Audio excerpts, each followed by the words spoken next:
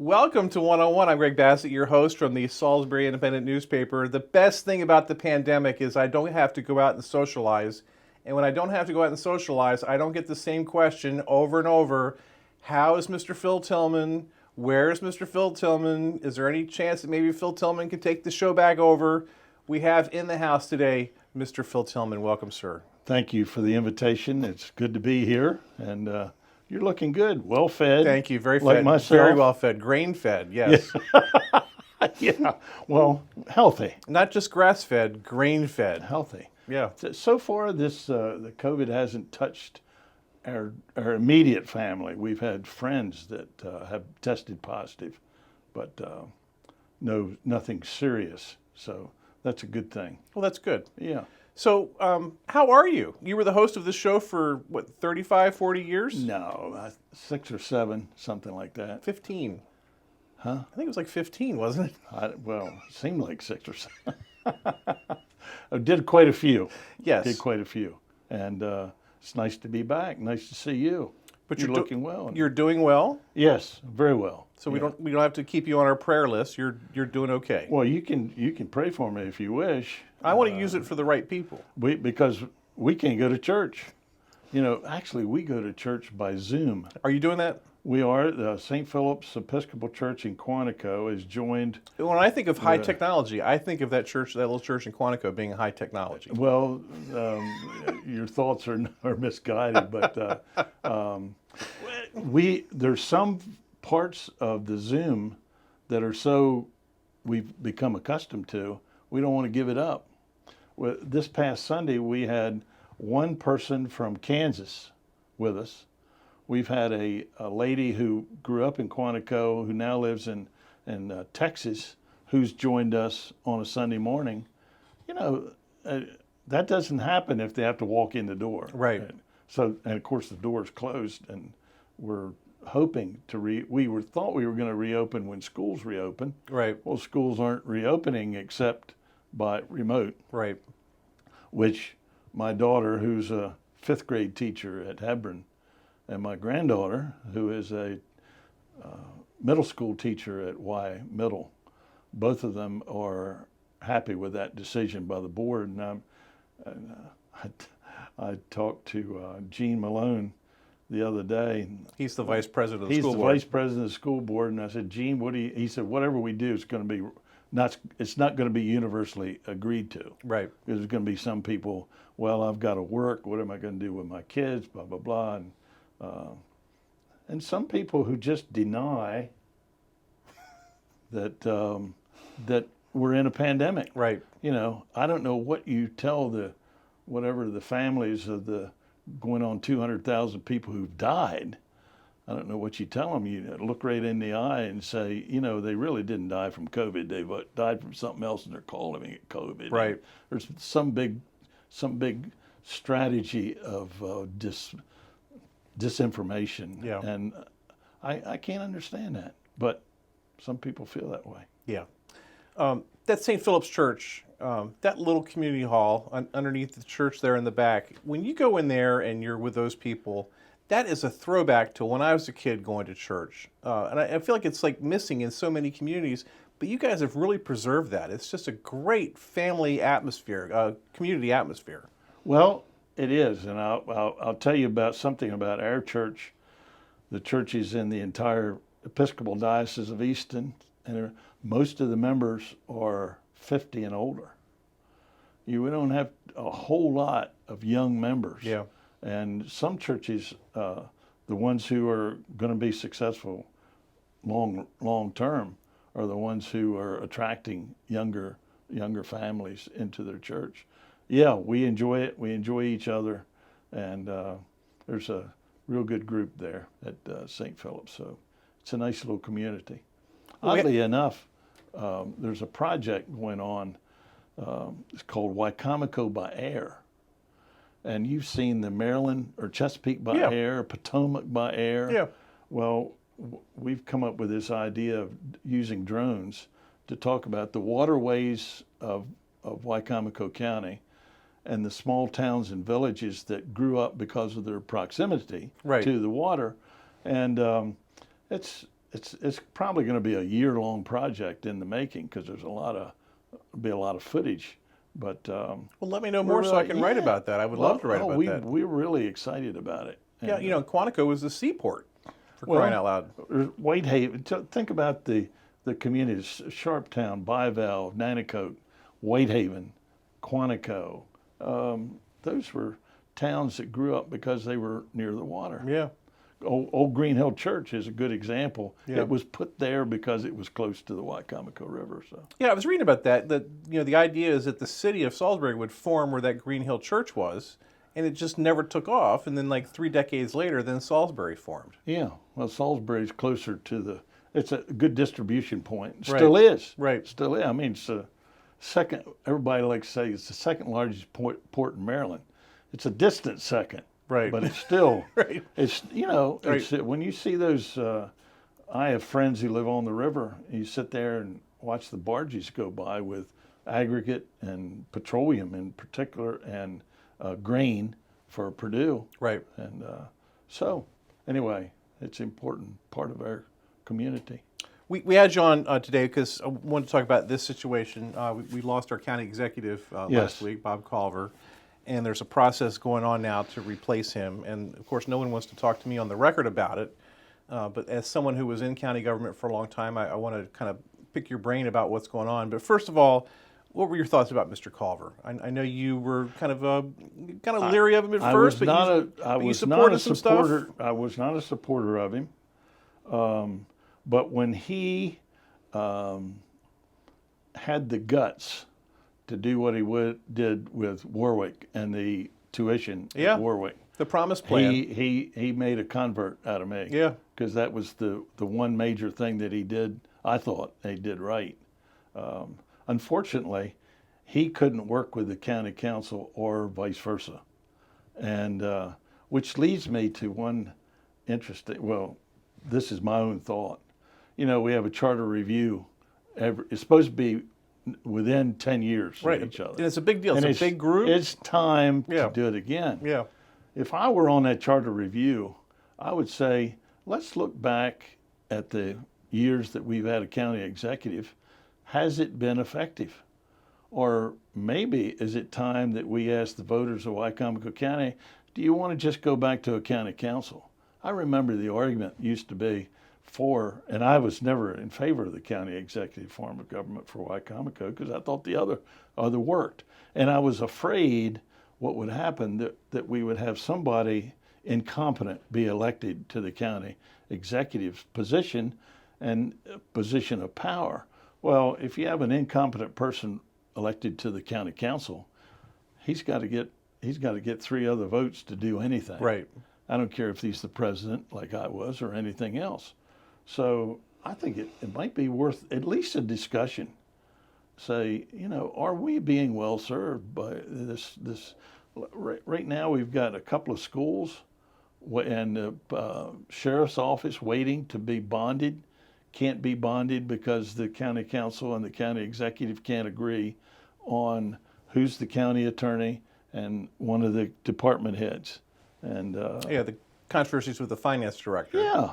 And these are people that have to go make the appearance on Wall Street and try to get this money. They have to sign off. Yes, and if they're not certified in those jobs, then they can't go. They can't go to the bond market. Yeah. So the last bond issue, I think, was like $10 million or something like that. And so now we have a backlog. Right. And I don't know whether there's a bond season or whether it goes on continually in New York. I really don't know that. There is a bond season, and that's sort of past now. We're at the very end of it. Yeah. But also, all the governments are in such disarray because of the pandemic that there's no routine up there, from what I'm told. Uh-huh. So it's hard to go up there and borrow money right now because they're looking at your reserves and your rainy day fund, and there's many more factors than there might normally be. It's hard to do it, but it's the right time to do it. Right. If you think interest rates money are will never going to be cheaper than they are now, we certainly have the need.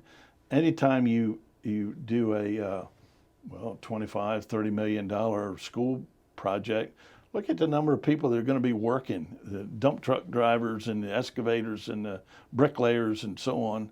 It puts a lot of people to work, which is what we're trying to do right now. So Anyway, so the county executive, whoever takes Bob's place, whoever is selected and voted on by the county council, and it's their vote. So four of them have to agree on who it is.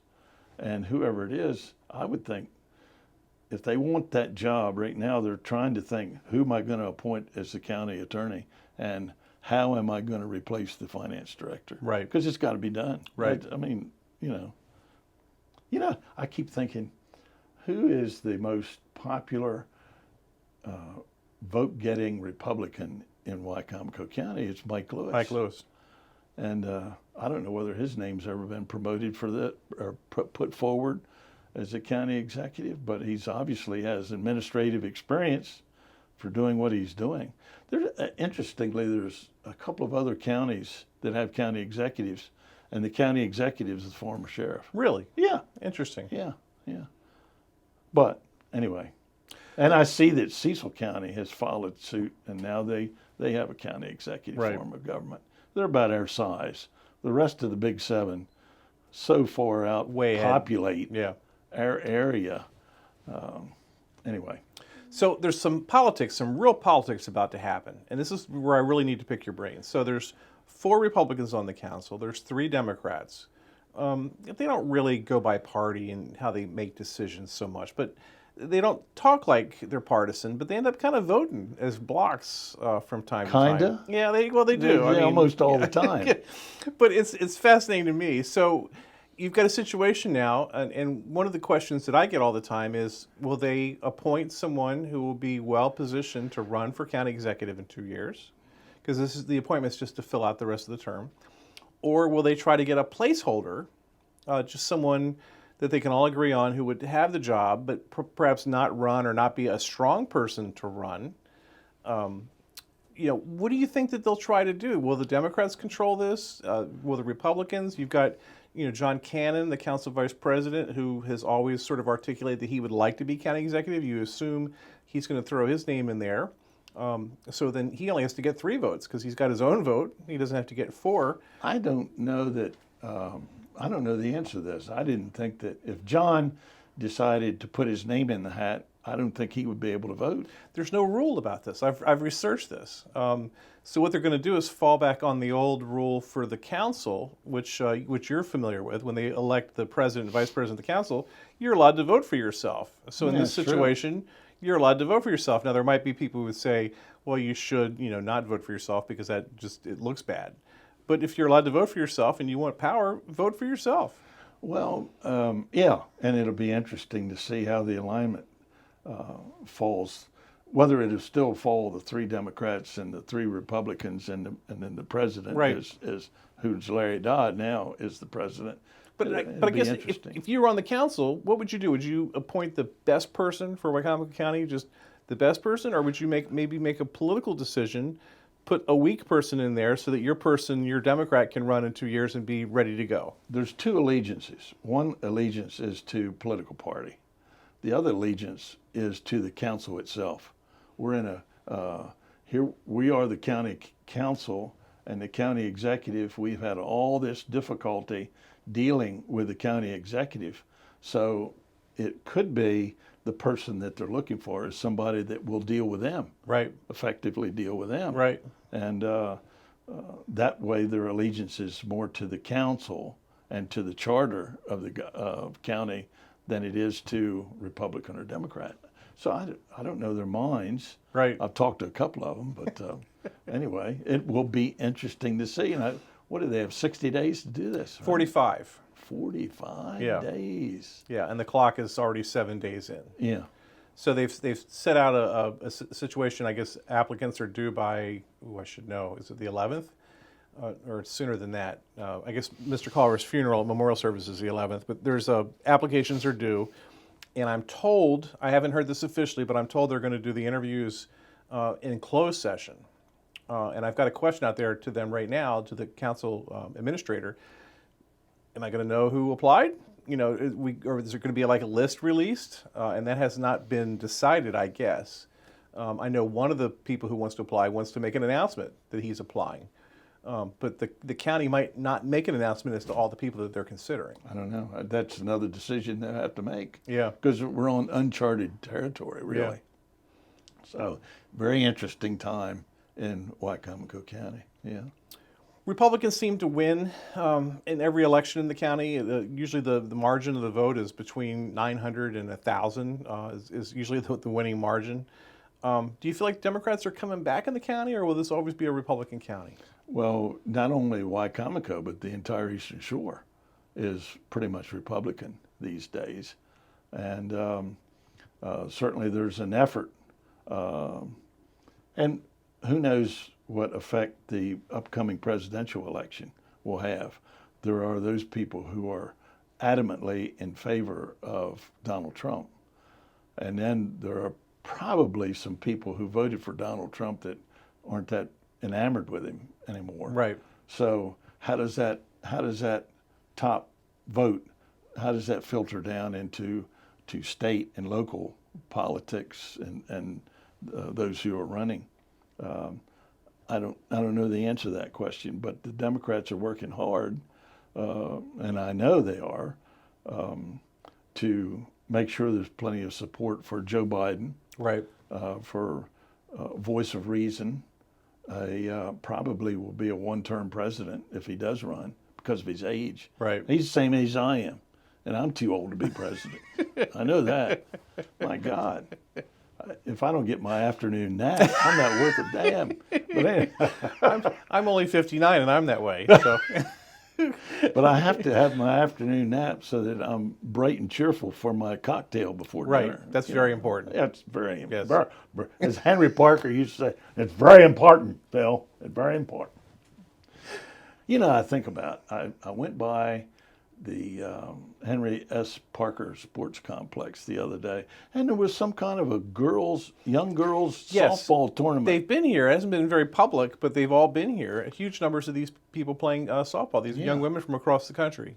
And I told my wife was with me, and I said, I wish I had so I could take a video. I'm not savvy enough to do it with a telephone. I don't have a smartphone, but anyway.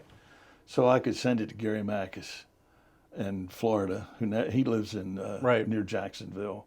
And I've talked to him a couple of times. He's happy as a lark, and I'm happy for him. Yeah, I don't like talking to him because he's almost too happy.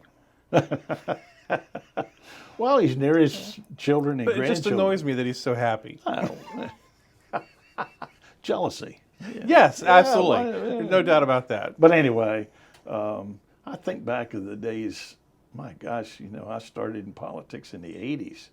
And the people who were running for political office, a lot of times they had to carve out time from their careers, their businesses, or whatever, because they cared about the county and they had an agenda most of the time. Most of the time it was, let's be business friendly. Let's make sure to do that, let's make sure we have good roads and bridges and that sort of thing. But most of them, including me, the main agenda was, let's provide a quality education for our kids. And I think probably some, and perhaps all, of the current people in local government feel the same way about education. But I'm not always sure that that's the case. But if we don't do that, that is our number one role in county government. Why do we collect taxes from people? Well, we collect taxes and expend those taxes for what we can't do as individuals. Together we can bond a $25 or $30 million school. Together we can raise the money to pave the roads and do all the other things that are important. And sometimes you lose interest. You lose the knowledge of that, and you think, well, what's important is that I win this argument, or PAC 14 is there televising this, and I need to look good on PAC 14, and that's unfortunate.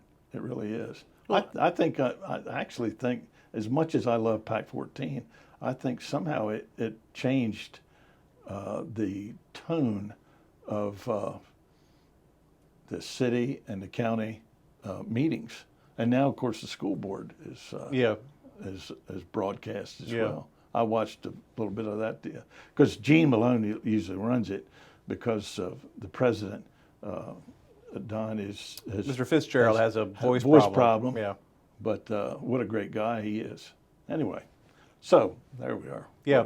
But I feel like there's been kind of a sea change in terms of education. I feel like people are more supportive of it, and I feel like they get it more than they used to. I think I can see a change too. I think a lot of that is support for Donna Hamlin. I think she's done a really, really good job, and I sometimes worry that she's working herself to death. To tell you the truth, but yeah, there's always been really good people in education.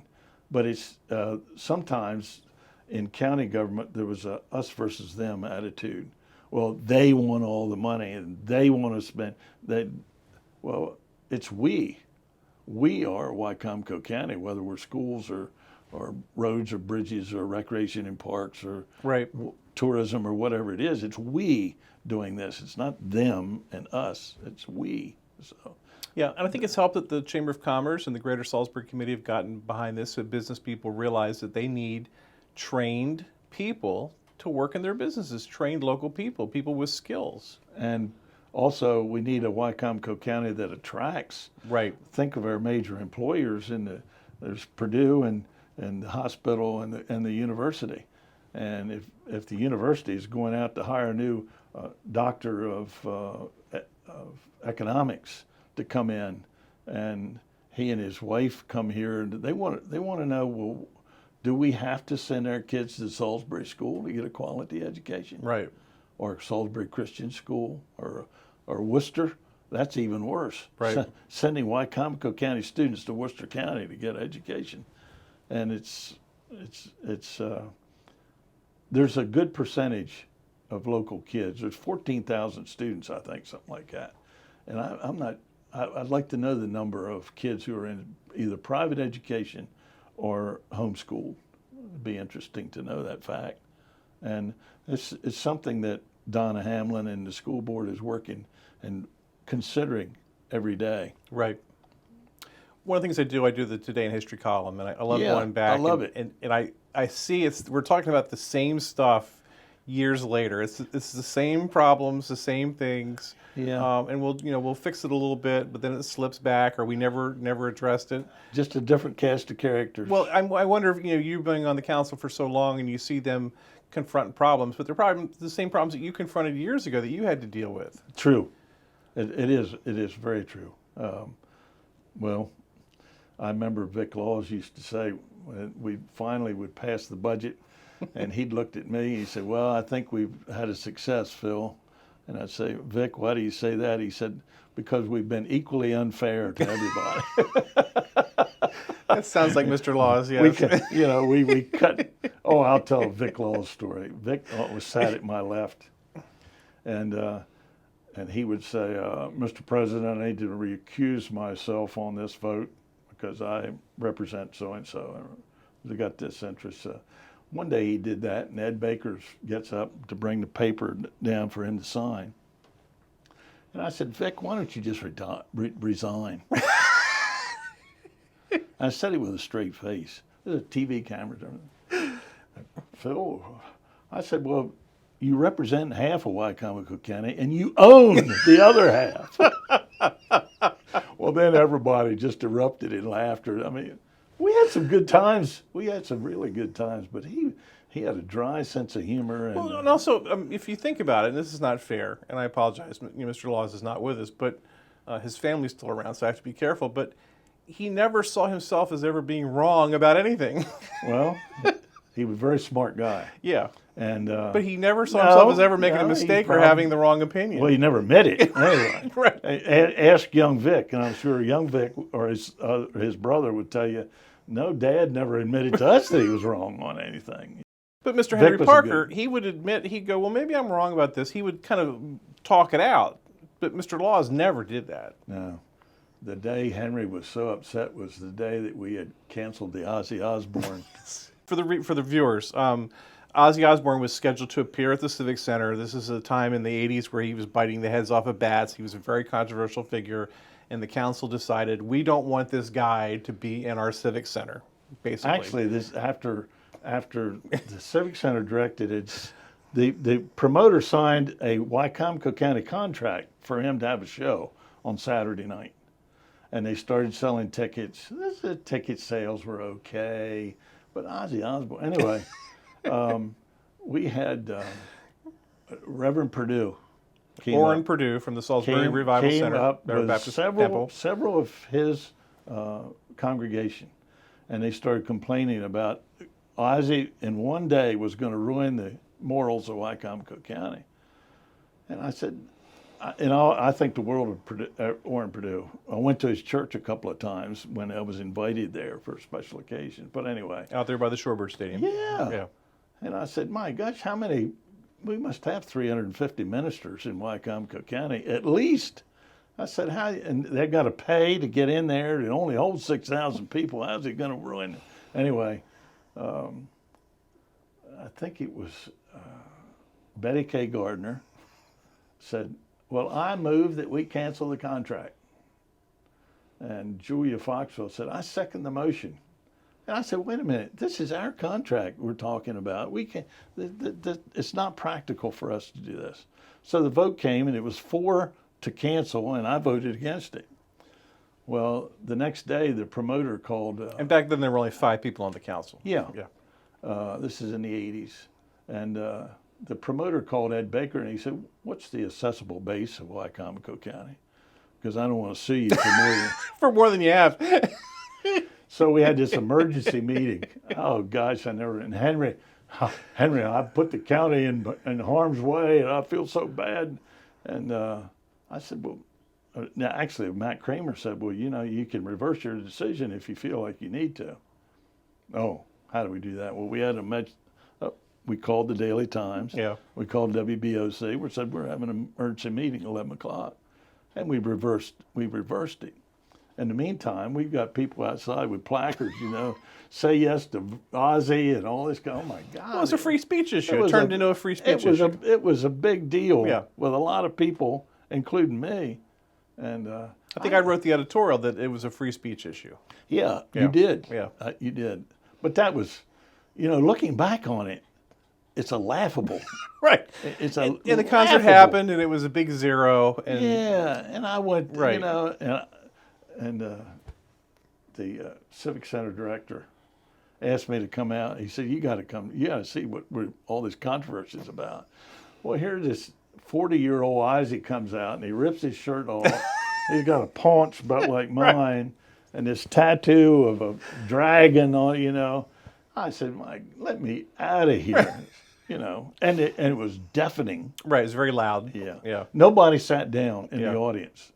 So. And he was old, but this was even before he did his reality show and became like an international star. Yeah. He was, a heavy metal star, but he was just an old guy who would just sort of pace back and forth on the stage. It was not a very exciting show. Who could not complete a complete sentence. Right. Tom has given us this signal. I can go back to wearing shorts and yes, just like I do. Yes. Thank you for inviting me. Thanks for coming in. I've enjoyed it. Yeah. And we'll be calling you up to find out what you think of this process as they pick a new county executive. Well, sure, I'd be glad to. Yeah, always good to see you, Greg. Thank you. Right here on Pack 14. Can we just end it that way?